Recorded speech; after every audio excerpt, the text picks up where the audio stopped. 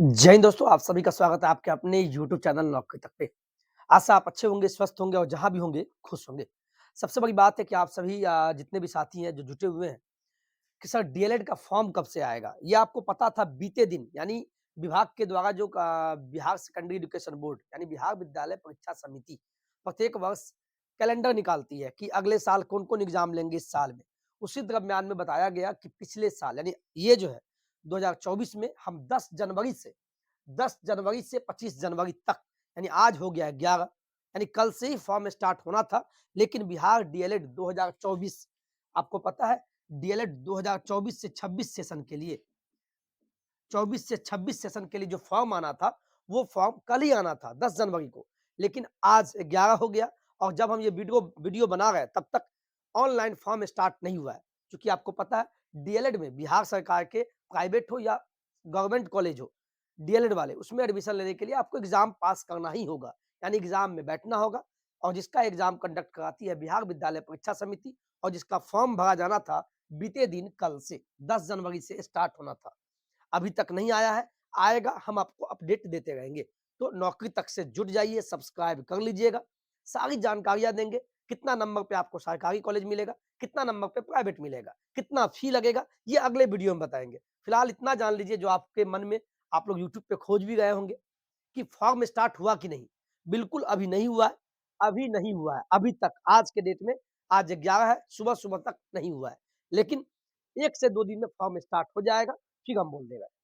दूसरी बात, दूसरा प्रश्न ये है कि सर कौन-कौन भर सकता है? तो सीधे शब्दों में समझे, जिनका भी उम्र मिनिमम यानी 17 साल होना चाहिए।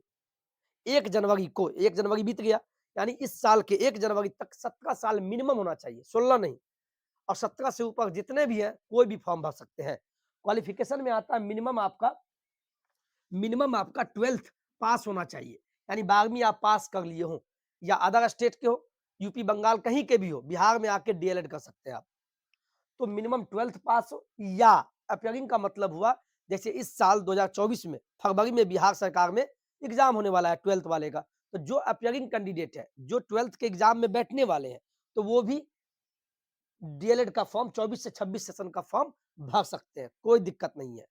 तो आप बोलिएगा सर फॉर्म भर लीजिए, जब आपका एडमिशन होगा, एग्जाम पास कर जाएँगे डीएलएड वाला, तो उसके बाद आपका जो मिनिमम जो भी जनरल कैटेगरी के आते हैं, अदर स्टेट वाले जो भी बिहार में डीएलएड करने के लिए आएँगे, वो जनरल में जाएँगे। तो जो भी जनरल है, ईडब्ल्यूएस या ओबीसी, उनको मिनिमम 12th में कितना होना चाहिए? 50% होना चाहिए।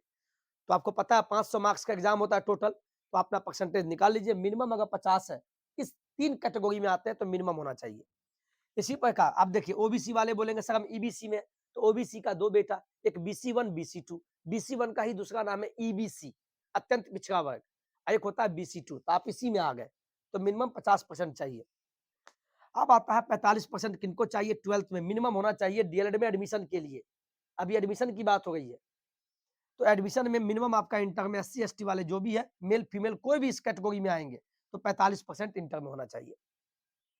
अब आते हैं फॉर्म में पैसा कितना लगेगा भाई? क्योंकि डीएलएड का जो फॉर्म भरने जाएँगे, एंट्रेंस फॉर्म होता है। एक बात और बता दें, ये एग्ज़ाम जो होगा, ऑनलाइन होगा, आपको कंप्यूटर पे बैठाया जाएगा, 120 प्रश्न होगा। 120 प्रश्न, 120 मार्क्स का होगा, 2.5 घंटे का दिया जाएगा। नेगेटिव मार्किंग बिल्कुल नहीं है, तुक्का आप लगा सकते हैं लास्ट में, ठीक है? तो फॉर्म भरने में पैसा भी लगेगा ना, तो जो भी जनरल वाले हैं, ईडब्ल्यूएस है, ओबीसी वाले हैं, उनको ₹960 मात्र देना होगा। इसमें सब मेल-फीमेल सब आ गए और जो एससी-एसटी जो है हमारे दिव्यांग भाई-बहन हैं, उनको ₹760 देना होगा। तो फॉर्म आज से कल से ही बीते दिन से स्टार्ट होना था, नहीं हुआ है। आएगा हम बता देंगे। इतना अपडेट हो गया, अब आगे बढ़ते हैं। ये सब बाद की बातें हैं। आपको पता है एंट्रेंस डेट कब होगा? फॉर्म भरने के बाद एग्ज़ाम भी आपका लेगा। तो फॉर्म स्टार्ट होगा जनवरी में, मार्च में आपका एग्ज़ाम होगा। डेट कहिएगा तो मैं डेट भी बता देता हूँ। 6 मार्च से लेके 12 मार्च तक नोट कर लीजिए। आपका एग्ज़ाम कब होगा डीएलएड का? 6 मार्च से लेके 12 मार्च के बीच में। मान लीजिए बहुत सारा फॉर्म भरा जाएगा। आपको पता है एनआरएस का मुद्दा हो गया, बीएड को 1 टू 5 से बाहर कर दिया गया। ऐसा देखा जा रहा है कि इस बार डीएलएड में बहुत सारा एडमिशन होगा। एग्ज़ाम में भी बैठेंगे। तो ज़्यादा बच्चे होंगे तो 6 से 12 मार्च के बीच में 2-3 पालियों में एग्ज़ाम कराया जाएगा। तो ये हो गया। फिर आंसर की भी जारी किया जाएगा। तो आंसर की आपको 20 मार्च को जारी किया जाएगा, ऐसा डेट बताया गया था। अभी तो फॉर्म ही स्टार्ट नहीं हुआ है। तो ये तो बाद की बात है और रिजल्ट आपका अप्रैल में आ जाएगा। और मेन है डॉक्यूमेंट, चूँकि फॉर्म भरना है तो डॉक्यूमेंट तैयार कर लीजिए। जनरल वाले को तो कोई टेंशन नहीं है, आरक्षण नहीं चाहिए। अब आते हैं ईडब्ल्यूएस, ओबीसी, एससी, एसटी और पीएच वाले को। जनरल वाले को कुछ नहीं चाहिए, बस आधार कार्ड, मैट्रिक और इंटर का मार्कशीट, ठीक है? ईमेल आईडी और एक कॉन्टैक्ट नंबर जो आपके पास हो जिसमें रिचार्ज हो, अब फ़ोटो हो गया। लेकिन जो भी ईडब्ल्यूएस में आते हैं, तो ईडब्ल्यूएस वाले को क्या चाहिए? ये इनका ईडब्ल्यूएस प्रमाण पत्र भी साथ में चाहिए। समझ गए ना आप?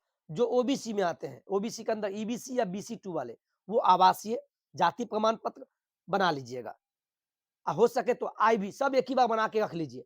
आवासीय, जाति, आय तीनों बनने के बाद ओबीसी नॉन क्रीमी लेयर, चौथा डॉक्यूमेंट क्या है? OBC non creamy layer. जितने भी ओबीसी वाले भाई हैं, वो 4 डॉक्यूमेंट अलग से बना लेना। बिहार का आवासीय, बिहार वाले के लिए बोल रहे हैं, आवासीय, जाति, आय और चौथा document OBC non creamy layer. ये ओबीसी के लिए हम बोले, ध्यान से सुनिएगा। और जो भी एससी, एसटी में आते हैं, उनको उनको भी वही लगेगा, मैट्रिक, इंटर का मार्कशीट, आधार कार्ड लगेगा। आधार कार्ड कॉमन है, मैट्रिक और इंटर का मार्कशीट कॉमन है। अब आते हैं इनको क्या लगेगा एससी, एसटी वाले को, इनको आप आवासीय बना लीजिएगा। आवासीय के साथ आप जाति प्रमाण पत्र आपको चाहिए, आरक्षण चाहिए ना आपको, तो चाहिए। जो भी पीएच वाले भाई है, इनको भी आधार कार्ड, मैट्रिक और इंटर का मार्कशीट चाहिए, फोटो चाहिए, ईमेल आईडी, कॉन्टैक्ट सब चाहिए। इनका अलग से दिव्यांगता प्रमाण पत्र भी चाहिए। आपका आवासीय है, बिहार में है तो आवासीय बना लीजिएगा, आवासीय जाति जो बनता है आप बना लीजिए, लेकिन इनको अलग से पीएच वाला फिजिकली हैंडीकैप्ड का प्रमाण पत्र चाहिए। कैसा लगा वीडियो ये बताइए। अब आते हैं मुद्दा पे।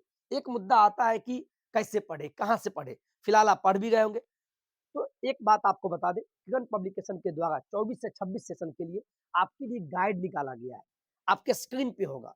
ये गाइड आपको एग्ज़ाम पास कराने में, और पिछले बार भी बच्चों ने इसको पढ़ के पास किया। कैसे किया भाई? ये संपूर्ण गाइड है। आपको पता है 120 नंबर का एग्ज़ाम होगा। मैं सिलेबस बता दूँ, वीडियो लंबा हो जाएगा। पहले आप इसमें देखिए। आपको मैं मुँह से बोल देता हूँ, 120 प्रश्न जो होंगे वो 6 भाग से होंगे। पहला हिंदी या उर्दू, उर्दू वाले उर्दू को चुनेंगे एग्जाम फॉर्म भरने वक्त, हिंदी वाले हिंदी के, यानी 25 नंबर हिंदी या उर्दू से रहेंगे। अब आते हैं आपको, वैसे इस पे वीडियो बना चुका हूँ, आपको लिंक में डाल दूंगा। इसके बाद आता है साइंस, साइंस से 25 प्रश्न होगा। फिर आपको सामाजिक विज्ञान से 25 प्रश्न होगा।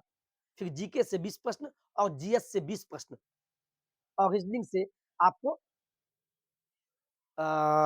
आपको 10 प्रश्न होगा। मैं स्क्रीन पे लगा दूँगा, ठीक है? तो आप अगर चाहते हैं अच्छे से पढ़ाई करें तो आप गाइड ले लीजिएगा। इस गाइड में सभी विषयों का संकलन दिया हुआ है, साथ में 2 प्रैक्टिस सेट भी दिया हुआ है। इसीलिए चूँकि आप सीधे प्रैक्टिस सेट बनाइएगा तो समझ में नहीं आएगा। तो आप गाइड लीजिए, गाइड का मतलब उसमें सभी विषयों, जितना विषयों से प्रश्न पूछा जाएगा, उसको बताया गया है, विषयांतर में बताया गया है। इसके बाद प्रैक्टिस कर लीजिएगा। तो किरण पब्लिकेशन, तो ये आपको मैंने बताने का किया। 120 प्रश्न, 120 मार्क्स का होगा, 2.5 घंटा दिया जाएगा, नेगेटिव मार्किंग बिल्कुल नहीं होगा। तो पढ़ना स्टार्ट कर दीजिए, फॉर्म स्टार्ट होगा, हम आपको बता देंगे। तो अभी तक का अपडेट है कि अभी तक फॉर्म नहीं स्टार्ट हुआ है।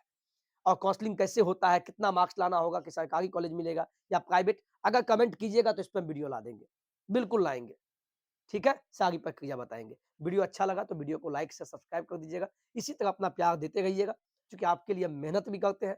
कैसे आप पढ़े, कितना पढ़े, बिहार में शिक्षक कैसे बने, इसके लिए एक ही नाम है, नौकरी तक, जिसको आप देख रहे हैं। जय हिंद, जय भारत।